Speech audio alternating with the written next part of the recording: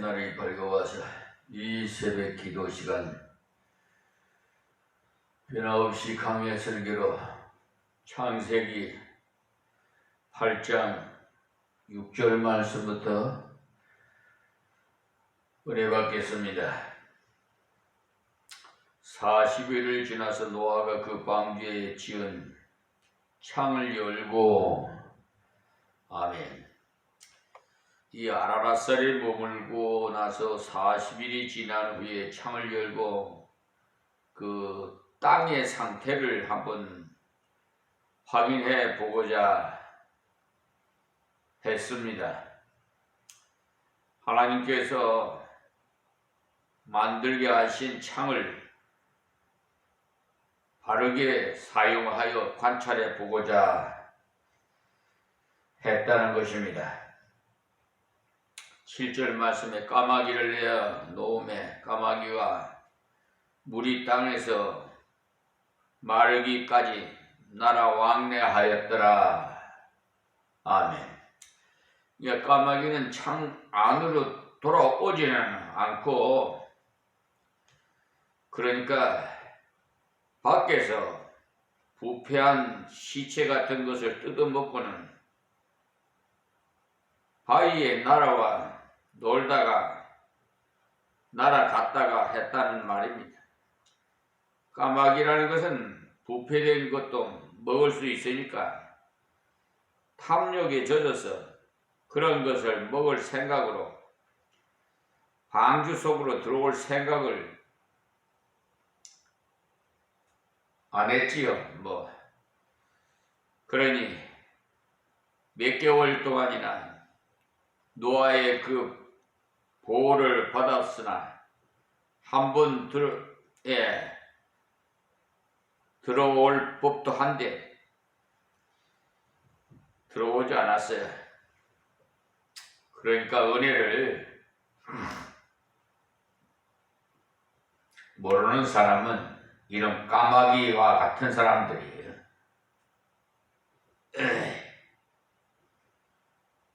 까마귀에게는 방주가 아니라도 먹을 것이 있더라는 것이죠. 사람도 꼭 이래요. 하나님의 은혜 없이는 못 산다 하면서 그렇게 기도하고 의지하지만 생활이 좀 불리해지면 그만 신앙이 타락해가지고 점점 더 자기들 생각대로 살아가요.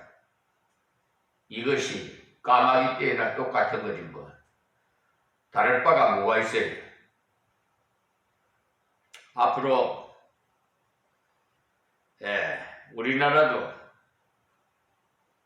이렇게 GNP가 이렇게 많이 올라가니까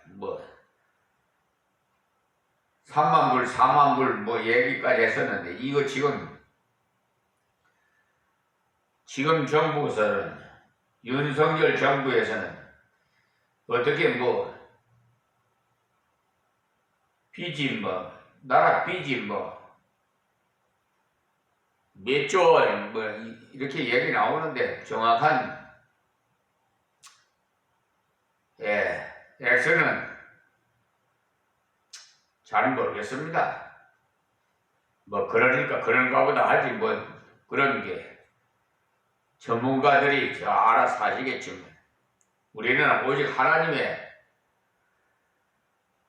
말씀 복음 사역에 중점을 두고 있기 때문에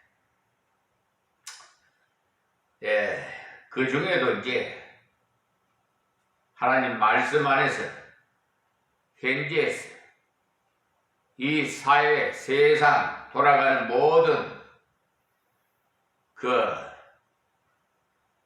사회의 그 상황을 간접적으로 좀 말씀드리는 것이지 사실을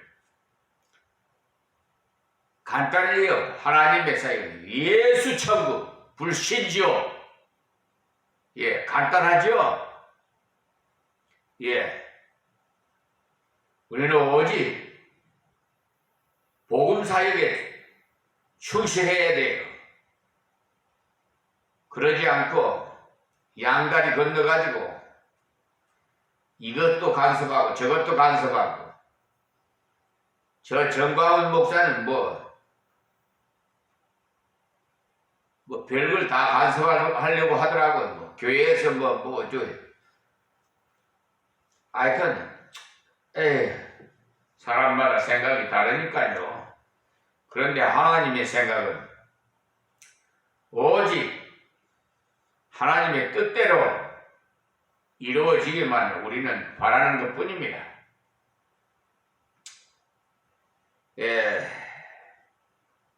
사람이 자기의 그 재산이 좀 늘어나고 부유해지면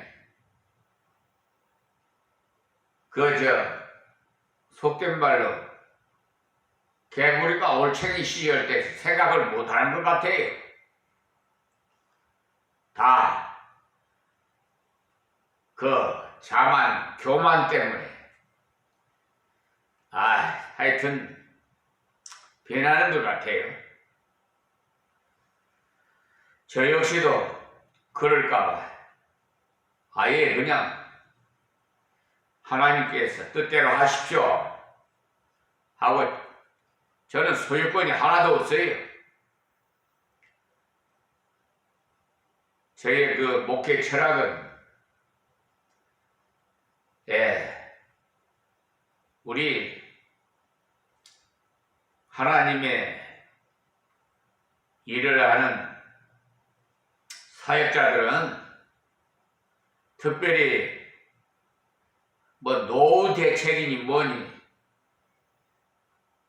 그런 거 염려 걱정할 거 없고 하나님 일에 충실하면 때를 따라 먹여주시고 입혀주시고 보호해주세요. 뭘 그래 염려 걱정할 거예요. 그건 불신에서 오는 거예요. 자, 8절 말씀에 그가 또 비둘기를 내어놓아 지민의 물이 감한 여부를 알고자 하매 까마귀를 내놓았더니 깜깜무소식이죠. 그래서 우리나라에도 까마귀 고기를 먹었나? 왜 그리 잘 잊어버리느냐고 할 때 그런 말을 사용하죠. 이 성경에서 다 그 이론이 나온 거예요. 그래서 약간 이것과 관련이 있는지 모르겠습니다만 그런데 비둘기는 정성껏 그 정결한 짐승일 뿐만 아니라 그 정조의 관념이 아주 강해요. 노아가 비둘기를 내보내서 물이 얼마나 감화했는지를 알고자 했습니다. 그래서 연구하고 살펴보고자 했는데 하나님께서 내게 어떤 은혜를 주셨는가 느냐 어떻게 해결해 가시느냐 그것을 관찰하는 것을 잘못이 아니에요. 그렇게 살펴봄으로써 오히려 찬송하며 감사할 수 있으니까요. 다음 9절이 온 지면에 물이 있으므로 비둘기가 접촉할 곳을 찾지 못하고 그러니까 물이 감화했다 하더라도 아직 물이 완전히 빠지지 않았기 때문에 질퍽거리겠죠. 습기가 가득하고 중간중간에 시체들이 있고 하니까 이 비둘기는 도저히 먹을 양식을 찾을 수도 없고 깃들일 곳도 없더라는 것이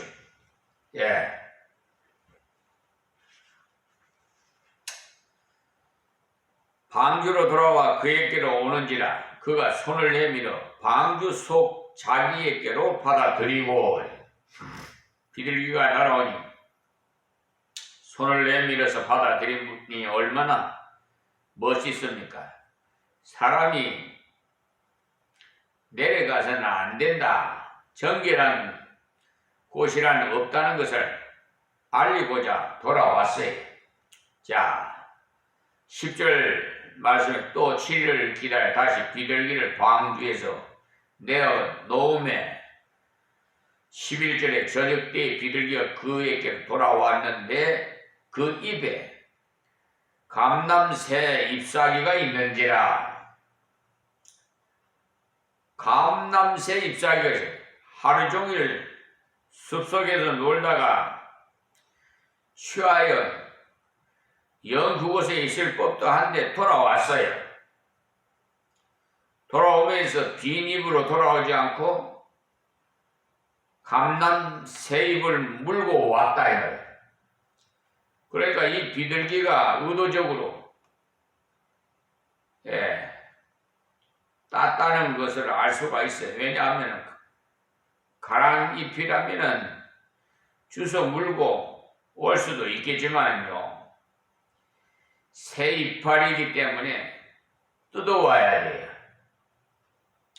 반드시 꺾어야 하는 거예요. 감람새 잎사귀므로 징조인 거죠. 그러니까 이제는 감람나무에 새 잎이 돋고 있으며 물도 말라가고 있다는 것을 주인에게 꼭 보여주고 싶어서 주인의 마음에 꼭 들도록 준비해 왔다는 것을 알 수 있어요. 이것도 결코 우연이 아니에요. 하나님께서 비둘기를 통해서 귀한 은혜를 깨닫게 하신 것입니다. 이 광화 지역에는요, 성모도라는 또 이렇게 섬이 있어요. 그래서 전에는 다리를 놓지 않을 때는 배로 이렇게 이동을 했는데요, 배로 이제 차도 싣고 이렇게 가서 성무도를 한 바퀴 뒤 돌고 구경도 하고 하는데요, 그 성무도의 온천이 그냥 터져서 거기에 뭐 많은 관광객들이 온다고 해요. 뭐 피부병 있는 분들 와가지고 뭐 그 온탕에 그냥 찜질하고 간다는데요. 그래서 요즘은 다리가 나아져서 가기가 좋습니다. 근데 그전에는 배로 다니기 때문에, 배로 갈 때 이 비둘기가, 비둘기 아니에요, 갈매기가, 제가 착각을 했습니다. 갈매기가 얼마나 많이, 그러니까 이 강화섬은요, 농어촌이에요. 농어촌. 어부들도 있고 농사도 짓고 참 이게 도시가 가깝지면서도 어떻게 보면은 전원도시, 아주 그냥 농촌 같은 기분이 들 때가 있어요. 들판에 그냥 누렇게 그냥 가을에 9월달에 이게 왔는데 이 하나님 인도해 주셨는데, 그저 벼가 고개를 부수게 익어갖고 노랗게 들판이 되니까 얼마나 황혼이, 아주 황금 물살이 그냥 넘칠거더라고요. 정말 자연이 얼마나 그렇게 아름다운지 몰라요. 근데 우리 인생들이 자꾸 자연을 훼손하는 바람에 거기다가 그냥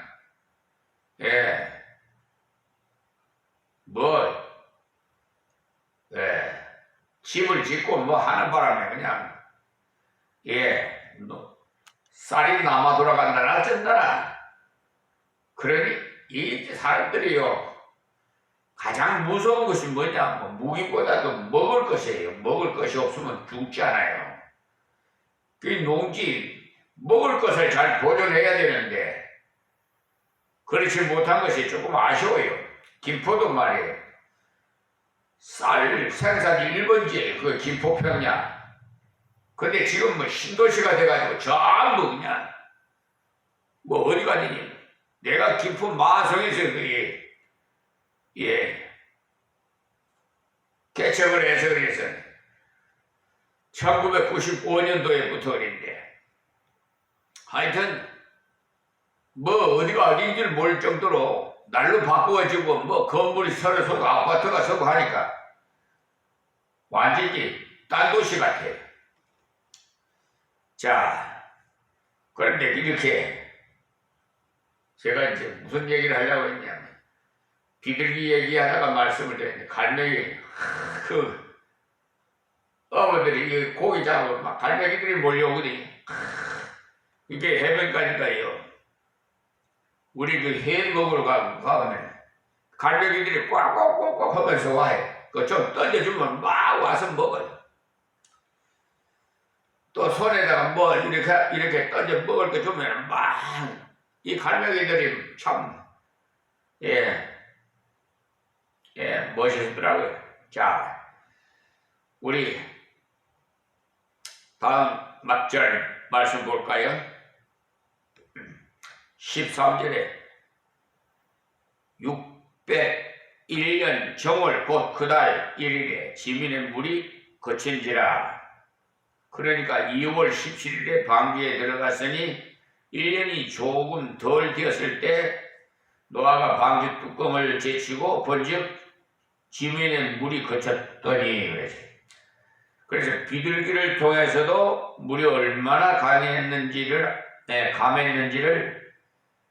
알았고 직접 방주 뚜껑을 열고 확인해 보니까 물이 거치고 땅이 많이 말랐어요. 이제는 방주의 필요성이 끝났구나. 그래서 보호의 사명을 다한 거죠. 그래서 방주의 뚜껑을 제치고 하늘을 지붕으로 삼아 우리들 같으면 당장 뛰어내려서 땅을 밟았을 겁니다. 원양어선을 타는 사람들은요, 한두 달 배 안에 있다가 육지에 내리면 너무 좋아서 뛴다고 하는데 1년가량이나 답답한 방주 안에 있었으니까 얼마나 땅을 밟고 싶었을까요? 물에 떠다닐 때는 또 모르겠거니와 지금은 땅에 닿은 상태에 의해서 방주 안에 들어앉아 있으니 얼마나 지루하겠습니까? 그러다가 방주 뚜껑을 제쳤으니 이젠 땅을 밟으리라 하고 이렇게 뛰어내려갈 만한데 노아는 마음대로 내려가지 않았어요. 다 보고도 내려가지 않았는데 하나님께서 내려가라 하시기 전에는 내려가지 않습니다. 하나님께서는 물이 말랐다고 해서 당장 내려가라 하시지 않아요. 우리의 욕망대로 해 주시는 것이 아니고 우리에게 유익한 대로 해 주십니다. 우리 생각에는 뚜껑을 제쳤으니 당장 뛰어내려가면 제일 좋을 것 같은데 하나님께서는 좀 더 기다려라. 가장 적당한 때 내려가거라 하십니다. 그 때문에 우리는 하나님 말씀이라면 좀 미련스러울 정도로 순종하는 것이 좋아요. 내가 꾀를 부려서 말씀을 넘어가지 마시고 자꾸만 유리한 쪽으로 말씀을 이용하지 마시고 그러니까 하나님 뜻대로 하게끔 하나님 뜻대로 우리가 따라가야 돼요.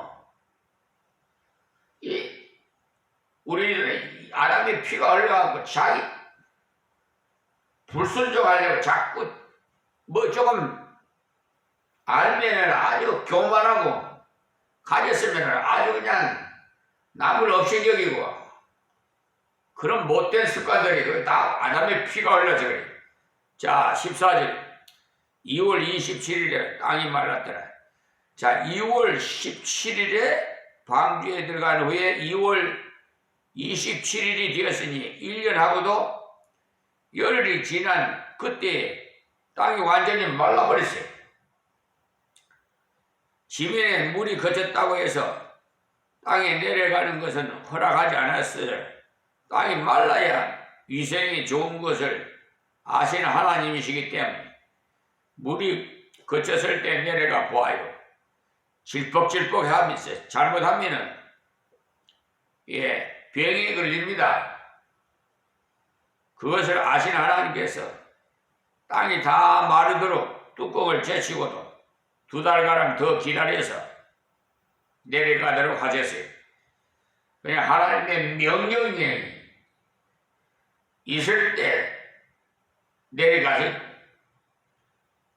그러니까 가라 그러면 가고 서라 하면 서고 하나님 말씀 하시는 대로 순종이 최고예요. 자, 15절 하나님이 노아에게 말씀하여 가라사대. 그러니까 노아는 말씀이 있기까지는 절대로 내려가지 않았어요.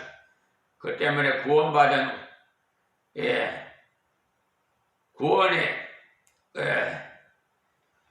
그의 그 생활까지도 말씀 따라서 살아야 돼요. 방주에 들어가라 하신 것은 구원의 초점 아닙니까? 그러나 구원받은 후에 우리의 생활도 하나님의 말씀대로 순종해 나가야 생활 속에서의 형통이 있지요. 구원은 믿음으로 받고 생활은 내 마음대로 한다면 그 생활의 실패는 두말할 것도 없어요. 노아는 방주에 들어가는 것부터 내려오는 것까지 진실하게 순종했습니다. 다음 절 16절에 너는 네 아내와 네 아들들과 네 자부들로 더불어 방주에서 나오고, 야, 이제 얼마나 방주에 갇혔다가 육지로 내려오니까 아주 그냥 자유의 땅을 내리니 해방된 것 같잖아요, 기분이.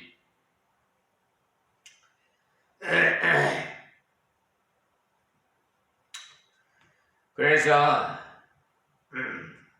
하나님께서 네 식구들 다 함께 방주에서 나가거라 하시면 될 텐데 하나하나 다 지적해서 말씀하신 것은 한 사람 한 사람 개인적인 관심을 다 가지고 계시기 때문에 그래요. 구원은 개인이에요. 그러니까 하나님과 나와의 관계예요. 부부간이라도 한쪽에서 예수 안 믿으면 그분은 지옥 가요. 예수 믿는 사람은 천국 가요. 한쪽에서 예수 믿는다고 다 온 식구가 다 천국 가는 거 아닙니다. 단수예요, 단수. 그러니까 하나님께서는 우리를 사랑하시는 적표로 하나하나 다 이름을 불러 보살펴 주신다는 것을 잊지 마십시오. 그래서 저와 여러분 이름도 불러 주실 거예요. 노아는 구원의 자리에서 이제는 사명의 자리로 나가서 다시 땅을 정복해야 해요. 우리도 마찬가지 구원받았으니까 너무 기뻐서 여기가 좁사오니 하면서 안 돼요. 그러면 하나님께서는 세상의 사명을 감당하기 위해서 나가라고 하신 것이지 너희들 마음대로 살아라고 내려가게 하신 거 아니에요. 그것도 내가 서두르지 말고 말씀 따라서 행사하면 돼요. 말씀대로 순종하면 돼요. 17절에 너와 함께 모든 혈육이 있는 생물 곧 새와 육축과 땅에 기는 모든 것들을 다 이끌어내라. 이것들이 땅에서 생육하고 번성하여 하리라 하시며, 그러니까 노아가 자기와 가족만 나가는 것이 아니라 모든 생물을 이끌어내야 해. 이끌어낸다는 것은 그것들을 모두 다스린다는 말 아닙니까? 하나님께서 이 모든 것들이 노아에게 잘하도록 만드셨다는 것을 알 수가 있어요. 모든 것을 다 이끌어내라. 이것들이 땅에서 생육하고 땅에서 번성하리라.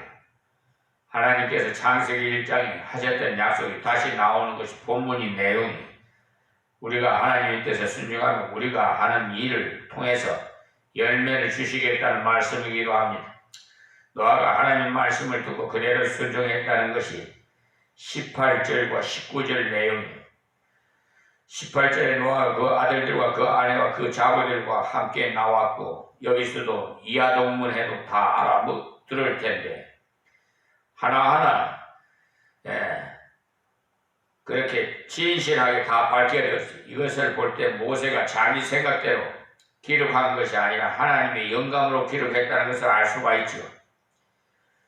만약에 자기 생각대로 기록했다면 간단하게 하고 싶어서 노아의 식구들이라고 기록했을 거예요. 그러나 하나님 말씀하신 그대로 진실되게 기록했어요. 16절에 말씀하신 대로 노아가 하나하나 성실히 순종했다는 것을 밝혀둔 겁니다.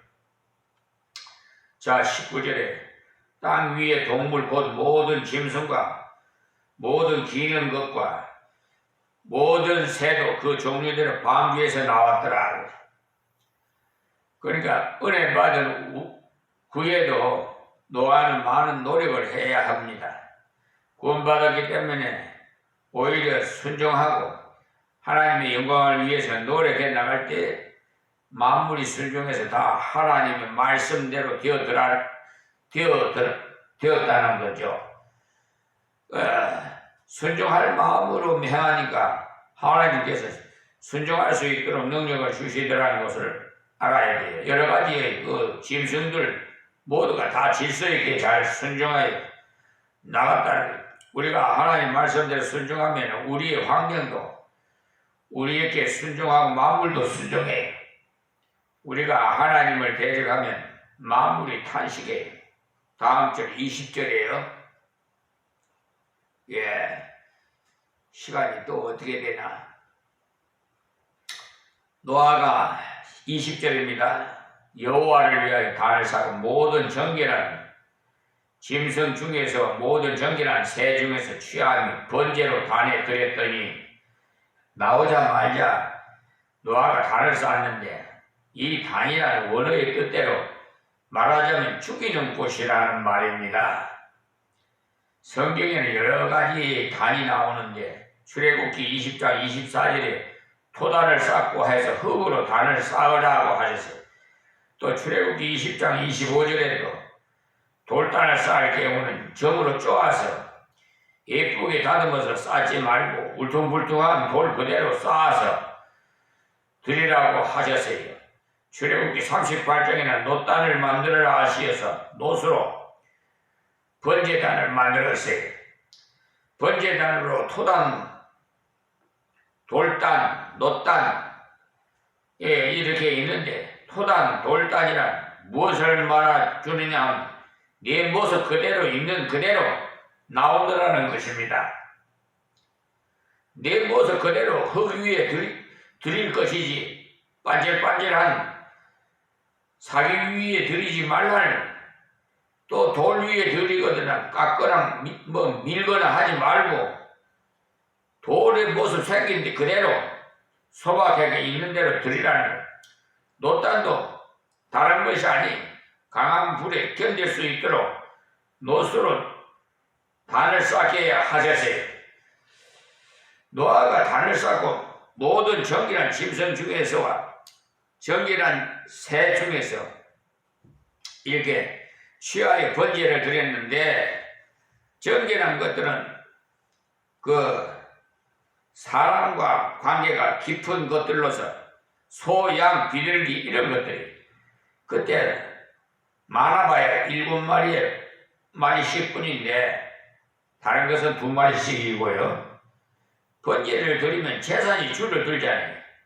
이제 막 방귀에서 나왔고 식구는 8이고 앞으로 자녀도